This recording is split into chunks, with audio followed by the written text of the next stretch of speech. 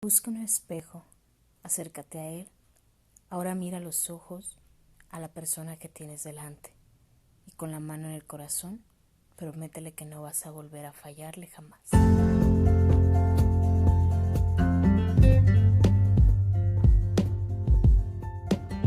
Un día a la vez es un podcast con libertad de espíritu, conocimiento e información para curar el alma. Mi nombre es Pau Vega, psicóloga y aprendiz de la vida cotidiana. Acompáñame en este episodio, un espacio para la vida, un día a la vez. Hola, ¿qué tal? Bienvenidos a un capítulo más de este podcast Un día a la vez. Yo muy contenta de poder estar con ustedes en otro episodio más, acompañándolos desde nuestros hogares. Ahora sí que en este confinamiento, pues aprovechando para generar contenido que a todos nos sirva y pueda nutrirnos. El día de hoy tengo un invitado de lujo que me parece que va a aportar mucho al tema que hemos decidido platicar. Hoy hablaremos sobre el arte de no merecer y creo que es un tema que abarca diferentes aspectos, tanto aspecto de trabajo, de familia y cómo en ocasiones creemos que no merecemos cosas positivas en nuestra vida. Regularmente vamos caminando desde esta idea o desde este concepto de tener creencias de autosabotaje. Y yo diría creencias de que es bueno y que es malo, que en muchas ocasiones pues creemos como que no merecemos, por ejemplo, lo que estamos viviendo hoy en día, que es la parte de descansar, la parte de estar trabajando a lo mejor desde nuestras casas y que en ocasiones llegamos a sentir culpa referente a este tema. Me parece que es un tema muy grato y muy extenso y qué mejor que compartirlo pues con un especialista del tema. El día de hoy me acompaña el psicólogo César Ruiz. Él es licenciado en psicología por la Universidad Michoacana. Tiene una maestría en evaluación y terapia infantil del adolescente. Es director del Centro Integral de Desarrollo Humano. Es psicoterapeuta de adultos, niños y adolescentes y actualmente está por terminar lo que es su maestría en terapia gestal. Bienvenido, César, a Un Día a la Vez. Hola, Paulina, muchas gracias por la invitación. Contento de estar aquí contigo hablando de este tema, pues muy interesante. Gracias. Sí, fíjate que cuando yo planteé hablar contigo de este tema, admito que me ponía un poco nerviosa, porque claro, todos los temas que se hablan en Un Día a la Vez, yo en algunas ocasiones lo he dicho, es como toda una terapia para mí, porque en ocasiones también yo he llegado a sentir que no soy merecedora, por ejemplo, de ciertos aspectos, como por ejemplo de darme un descanso. Regularmente siempre ando de arriba para abajo y córrele para acá y córrele para allá. Y en ocasiones, pues el hecho como de tener un momento de tranquilidad o un momento así como que de relax, me cuesta trabajo, sentir así como que merezco ese momento. Y platicando con unas amigas hablábamos pues al respecto, ¿no? Como en ocasiones sentimos que no merecemos un buen amor, que no merecemos tranquilidad, que no merecemos un espacio, que no merecemos ni siquiera un trabajo. O sea, vamos por la vida como poniéndonos mucho y muy poco sí. No sé qué pienses tú al respecto, César, y también igual que nos compartas un poco, pues, quién eres y a qué te dedicas. Bueno, lo primero es que no eres la única, ya somos dos. También frecuentemente me doy cuenta de que hay momentos donde también suelo pues regañarme un poquito cuando, por ejemplo, dejo de trabajar, ¿no? Es una de las situaciones que me parece que lo que nos convierte en buenos psicólogos es que podemos comprender este tipo de vivencias en nuestros pacientes, ¿no? Entonces, pues como un gran experto en el arte de no merecer, pues creo que sé un poquito como todos los obstáculos y todas las cuestiones negativas que puede acarrear el creer que no merecemos algo o el autosabotaje, como tú le llamas. Y parte de lo que yo hago, que es tu otra pregunta, pues justo me he encontrado con muchos pacientes que vienen a las sesiones creyendo que no merecen un montón de cosas que ocurren en su vida o no haciendo lo suficiente por alcanzar algunos de sus objetivos o por satisfacer algunas de sus necesidades, simplemente por el hecho de creer que no lo merecen, ¿no? Entonces, mucho de lo que yo hago es justo acompañar a los pacientes, niños, adolescentes y adultos, pues la mayoría de pacientes tienen este tipo de ideas que están ahí bloqueando su propio crecimiento personal. Si tuviéramos que definir la palabra para quienes nos escuchan, César, de autosabotaje, ¿cómo pudiéramos definirla? Mira, fíjate que no estoy tan seguro de que la palabra autosabotaje, para empezar, se refiere a algo que nos hacemos solos. Un poquito lo que me gustaría a mí clarificar desde el enfoque que yo trabajo, que es un enfoque relacional. Todo lo que nos ocurre es el resultado de la relación que tenemos con los otros, de la relación que tenemos con el medio. Pues cuando hablamos de autosabotaje, la mayor parte del tiempo pensamos que son actitudes o son decisiones que tomamos con las cuales nosotros nos hacemos daño y que esas decisiones nosotros, justo como su nombre lo dice, las hemos elegido como algo que nos hacemos a nosotros mismos. Pero en realidad, este tipo de actitudes que son bloqueadoras del crecimiento y el desarrollo personal también tienen un origen en la relación que tenemos con los demás. Es decir, han surgido estas ideas a partir del aprendizaje o de la educación que hemos recibido. No las hemos desarrollado o no las hemos hecho surgir nosotros solitos, sino que también han sido nuestros padres, nuestros maestros, nuestros cuidadores, los que han, a través de la relación que han construido con nosotros, han depositado estas ideas acerca de lo que no merecemos o de las formas en las que debemos vivir, y que esto en Gestalt se le conoce con el nombre de introyectos. Entonces, un poquito lo que sucede en el autosabotaje es que estos introyectos están ahí presentes, pero desde mi punto de vista no son, como te decía, algo que elijamos solitos, sino que son el resultado de la relación que tenemos con los demás y surge pues de estas ideas, de estos introyectos que están ahí presentes. Fíjate que te escucho y pienso mucho en el hecho de que en varios de los episodios hemos compartido pues cómo la infancia nos marca, ¿no? De una manera pues muy impactante. Y cómo a lo largo de nuestra vida, pues yo creo que, o sea, somos seres naturales y conforme vamos creciendo nos vamos llenando como de un buen de ideas y un buen de trabajos. Como que nos vamos disociando de esta parte del disfrute. Y cuando yo escucho o veo la palabra merecer, pues pienso precisamente en esta relación de aquello que yo me permito disfrutar, ¿no? Y aquello que yo no quiero disfrutar. Creo que en ocasiones he escuchado mucho esta parte de, es que yo no merezco, por ejemplo, casarme, o yo no merezco una relación que me sea fiel, ¿no? Y cotidianamente aquello que vamos diciendo o vamos nombrando, pues terminamos por atraerlo. Bueno, me parece que mucho de lo que estás diciendo tiene que ver con lo que hace un ratito te comentaba. Es mucho más complejo de lo que parece, porque cuando hablamos de autosabotaje, una persona que se autosabotea, por lo regular no sabe o no está consciente desde dónde se está bloqueando, desde dónde está interrumpiendo la satisfacción de estas necesidades. Tal vez los que estamos fuera podemos verlo, ¿no? Si tú, por ejemplo, en estos ejemplos que pones, valga la redundancia, mencionas a alguien que pudiera decir, yo no merezco un novio que me quiera y me sea fiel. Entonces, desde afuera esto podría parecer un autosabotaje, porque es evidente que todas las personas nos merecemos tener una vida plena y satisfactoria, pero la persona que lo vive no está consciente.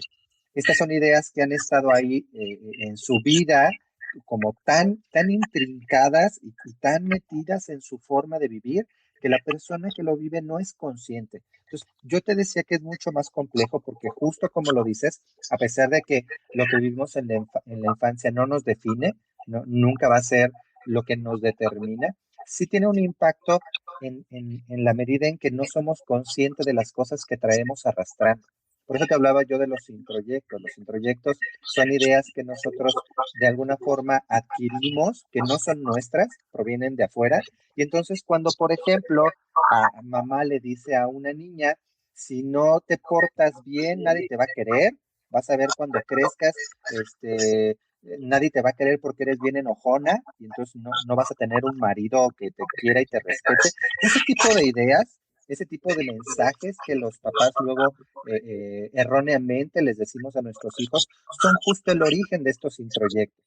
Y al principio pareciera que esos mensajes son, pues sí son de afuera y son de mamá o son de papá, pero a medida que el niño o la niña los va escuchando, poco a poco va creyéndoselos, que esa es la parte peligrosa. Nos creemos que estos mensajes, que estos introyectos son verdaderos. Entonces, cuando una persona dice, yo no me merezco un novio fiel, pues realmente se lo está creyendo. Está tan intrincado eso en su forma de vivir, en sus pensamientos, que no logra darse cuenta de lo que se hace, ¿me explico? Entonces es bien importante comprender que es mucho más complejo que solamente asumir una actitud de decir, no, es que sí lo merezco, ojalá fuera así de sencillo, ¿no? Como decir, merezco un novio fiel, pero ahí está como afectando todas estas ideas, todos estos introyectos, porque también tienen una parte positiva, ¿no? Que esa es la parte como la ganancia secundaria, como algunos le llaman, que esa es la más compleja de resolver. ¿Cómo podríamos darnos cuenta si estamos como en esta etapa de sentirnos no merecedores? Yo creo que lo primero y lo más básico, lo más fundamental y también irónicamente lo que menos hacemos es estar en contacto con nuestras sensaciones y nuestras emociones. Cuando tenemos una experiencia donde surge una necesidad, voy a tomar un ejemplo más sencillo, porque esta cuestión de las parejas a lo mejor nos meten más broncas, ahorita a mí me meten más broncas para explicarlo. Entonces voy a tomar el ejemplo más sencillito que hace rato ponía del descanso, ¿no? Como en oposición o en contraste con el trabajo. Entonces, si yo necesito descanso, es bien importante que yo esté consciente en dónde estoy sintiendo esa necesidad. Si yo puedo detectar a lo mejor cansancio físico, sueño, fatiga, dolor de cabeza, y me hago consciente de esas sensaciones, de la emoción de tal vez de aburrimiento o de desesperación porque no he descansado. Si yo logro darme cuenta de eso, entonces estoy en una posibilidad mucho, mucho más grande de asumir la responsabilidad de tomar un descanso, como desde ahí. Sin embargo, aquí es donde viene la parte compleja, porque si a mí me han dicho toda la vida que la gente es solamente feliz y exitosa en la medida en que se vuelve un workaholic, un adicto al trabajo, entonces mis pensamientos, mis introyectos no me van a dejar descansar. Entonces, esto es lo que ocurre, que nos mete en un conflicto, ¿no? Por un lado, mi cuerpo me está pidiendo que descanse y estoy consciente de eso, pero por otro, está esta idea de que si yo descanso voy a ser flojo o voy a ser irresponsable. Entonces, ahí es bien importante que yo le dé más prioridad a lo que siento, como en esta parte de confiar en la sabiduría del cuerpo y empezar a hacerle más caso, ¿no? Como a permitir que lo que mi cuerpo necesita empiece a tomar una forma como con mucho más fuerza para que yo pueda tomar decisiones. Eso es como lo primero, ¿no? No apagar esto que siento, porque muchas veces es lo que hacemos, ¿no? Ante una situación donde yo necesito descansar, casi no escucho a mi cuerpo y a lo que le pongo más atención son a estos pensamientos de regaño o de reclamo por pensar solamente en descansar. Claro, pues vamos a estar bien, ¿no? Y por así decir el bien, porque también esa palabra pues deberíamos de cambiarla. Pero yo les decía, no siempre nos sentimos con la misma energía y la situación que estamos viviendo muchos de ansiedad, insomnio, inclusive tantos síntomas en esta cuarentena, yo creo que también tiene que ver a esa parte que tú dices de que muy pocas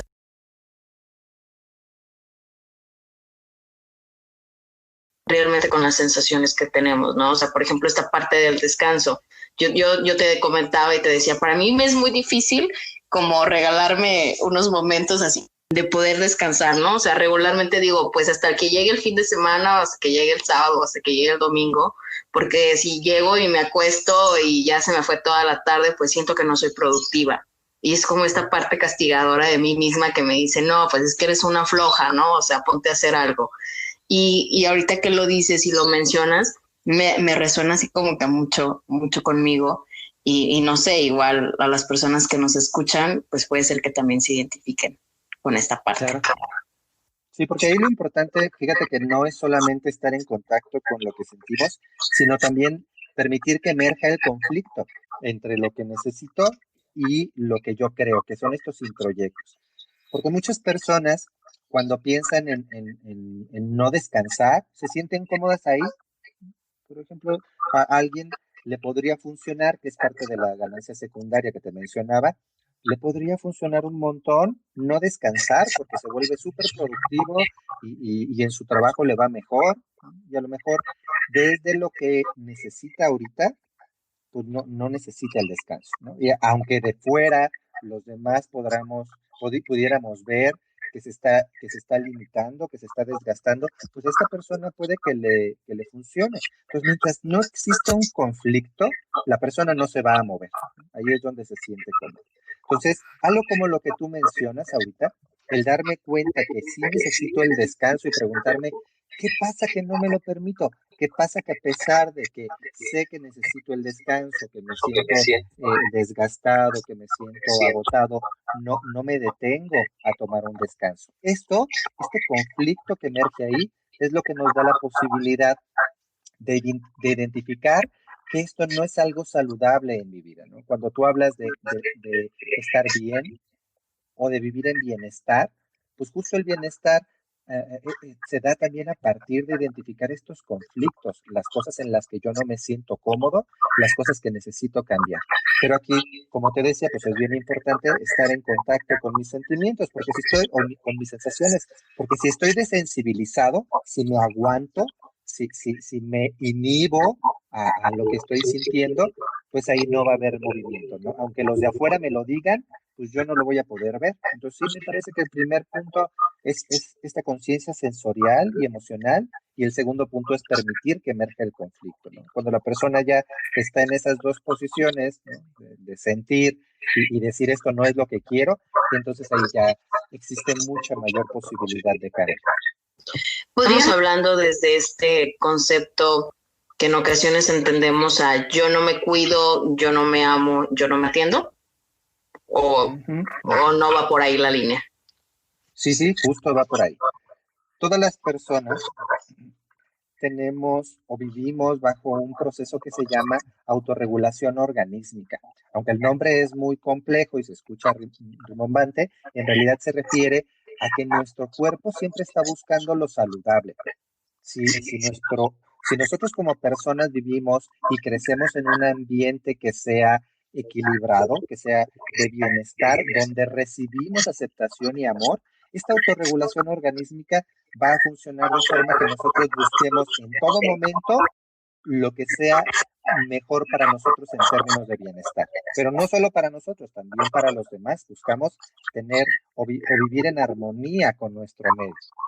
Si nosotros de nuestros padres, a lo largo de nuestro desarrollo, recibimos mensajes como los que yo te decía, a lo mejor el niño está cansado de hacer su tarea, lleva 2 horas haciendo su tarea porque ahora en la contingencia pues lo saturaron de tarea, ¿no? Le pidieron toda la tarea que no hicieron los años anteriores. Siempre queremos tener a los hijos como en 1000 actividades, ¿no? O sea, así como que no les damos ni siquiera el momento del aburrimiento, sino que hay que meterte a natación, hay que meterte a fútbol, hay que meterte aquí y allá, y pareciera como que vamos también sobresaturándolos.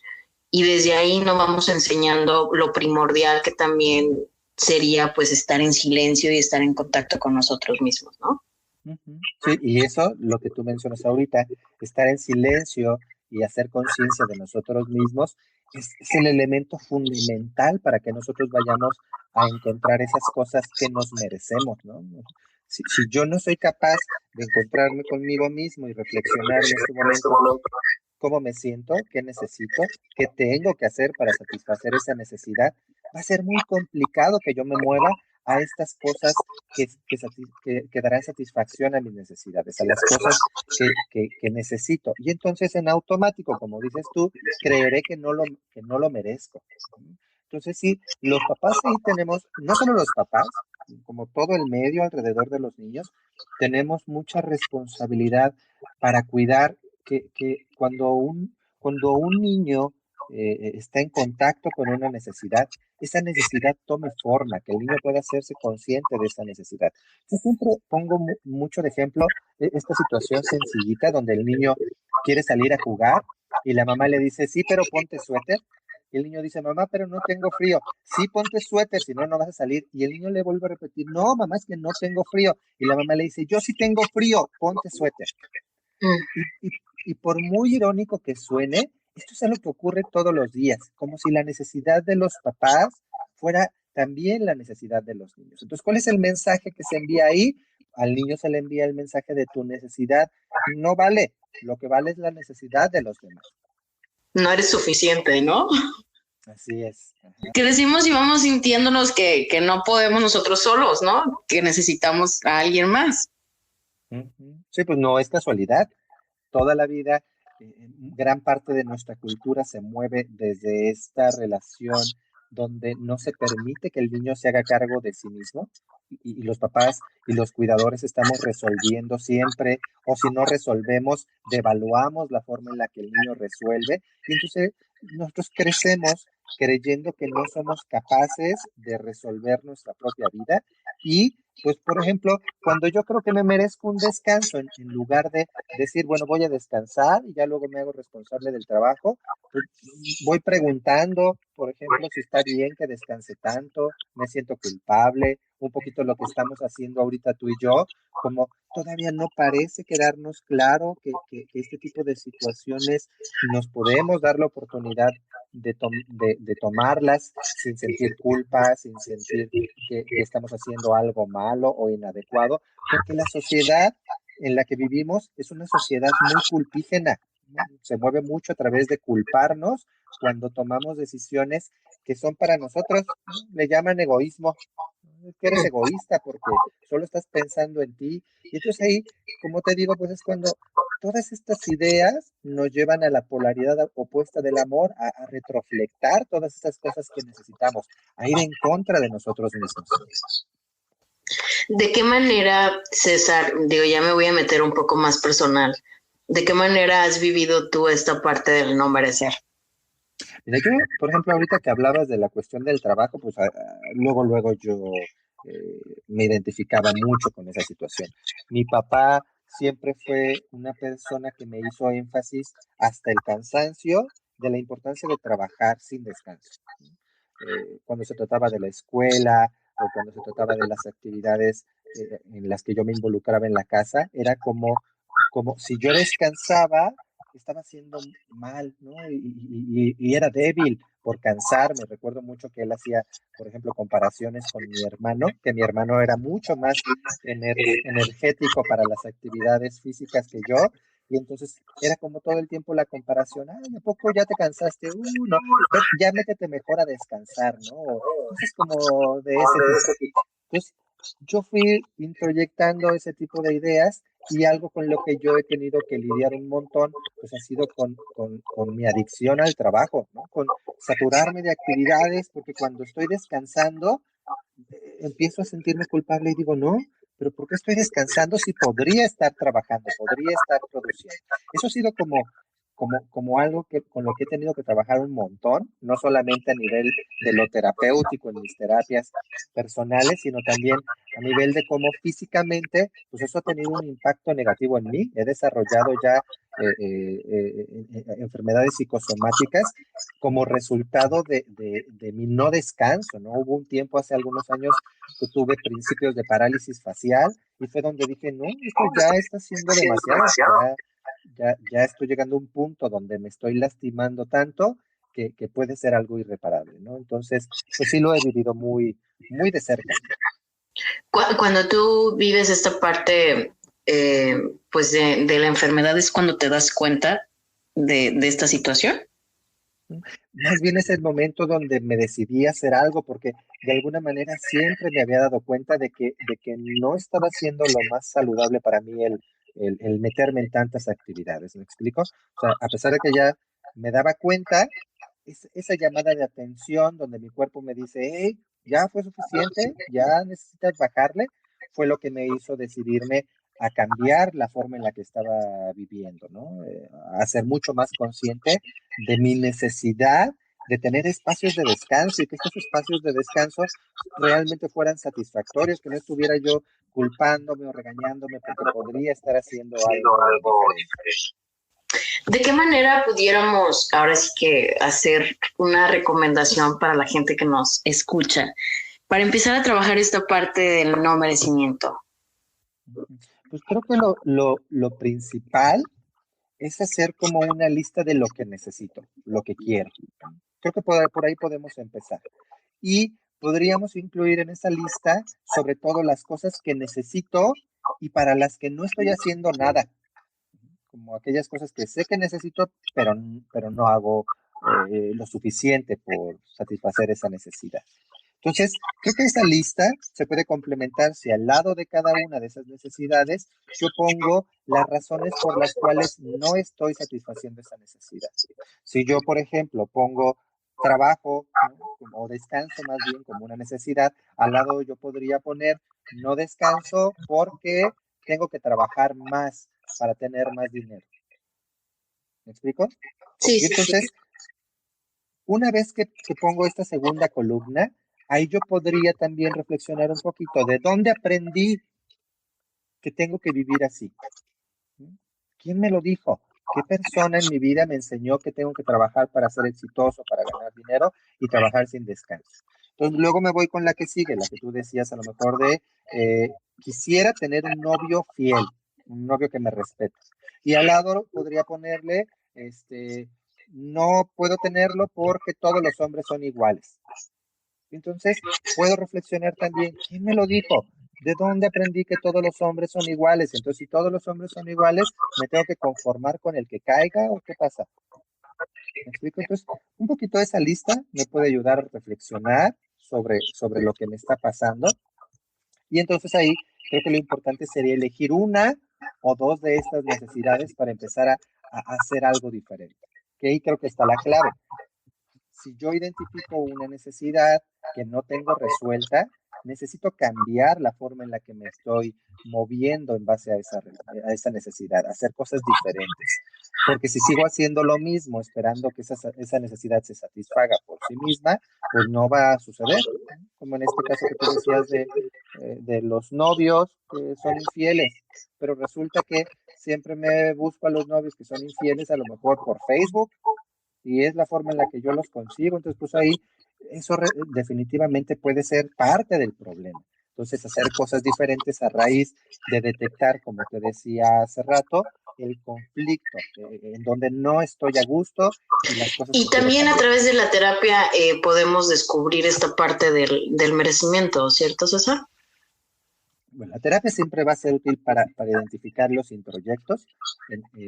Mucho de lo que hago con los pacientes en terapia es que identifiquen estos pensamientos o estas formas de vivir que no le pertenecen al paciente, sino que están introyectadas.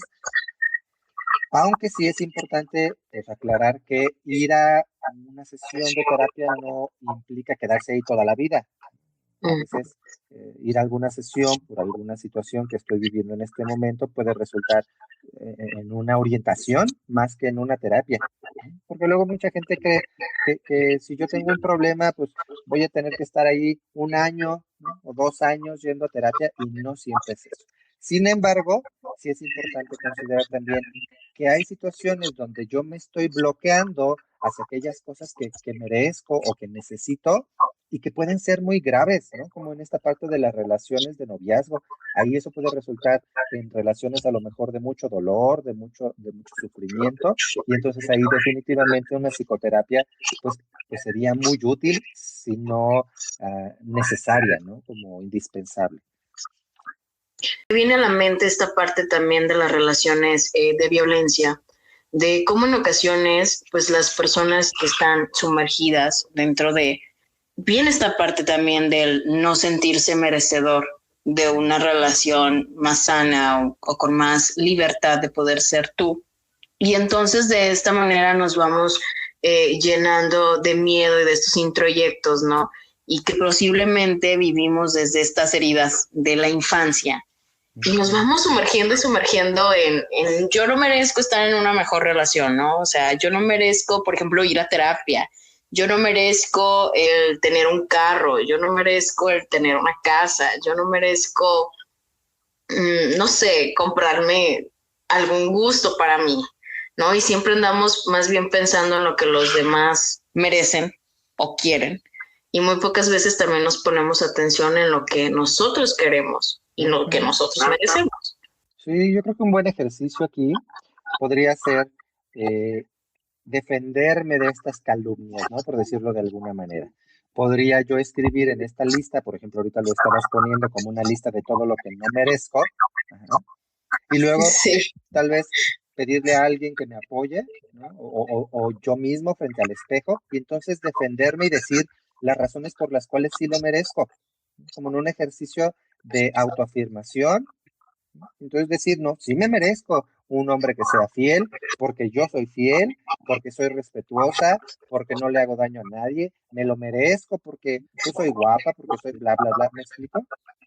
Sí. Entonces pienso que eso también, el expresar, el hablar las razones por las cuales sí lo merezco, podría ser un buen ejercicio de reflexión para identificar este conflicto del que te he venido hablando todo este rato, ¿no? Como solamente a partir de ese conflicto de darme cuenta de que en realidad sí lo quiero, sí quiero tener eso en mi vida, es la única vía para el cambio.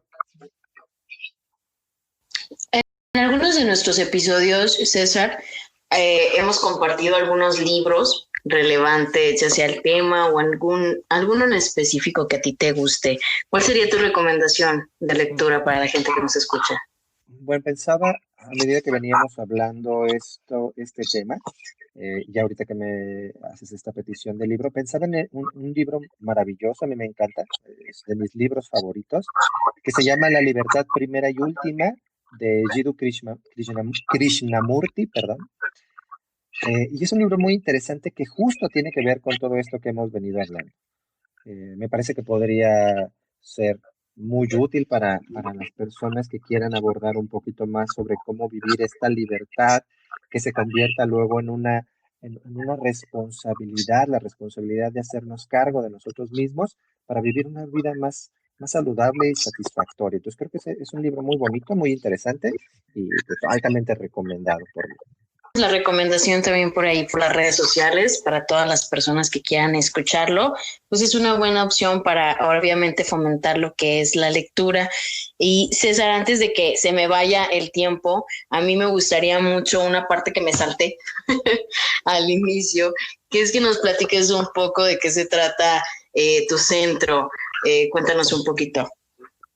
Bueno, en mi centro nos dedicamos principalmente ahí tenemos dos vertientes. La primera es la psicoterapia con niños, adolescentes y adultos.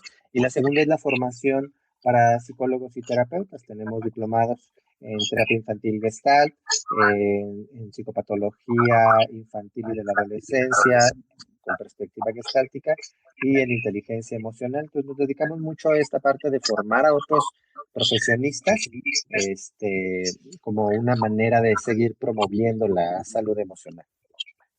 ¿De qué manera nace esta idea de formar un centro?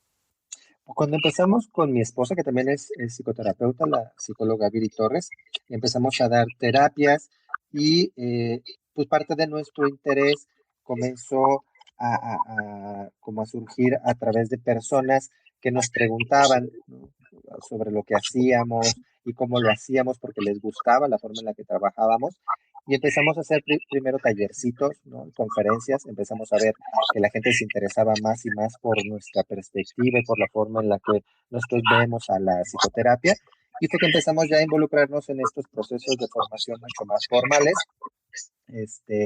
y pues empezamos a hacerlo como más generalizado, y pues es lo que nos ha traído hasta donde estamos ahora, que la mayoría de lo que hacemos pues es ese trabajo en diferentes ciudades del estado con profesionistas.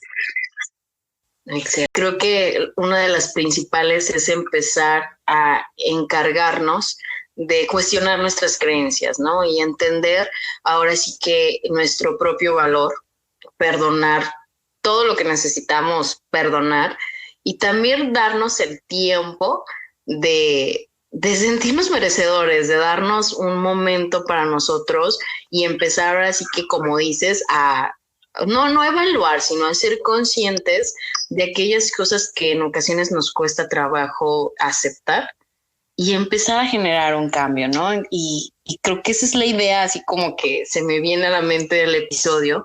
No sé qué recomendación pudieras hacer tú para cerrar ahora sí que nuestro episodio de no merecer.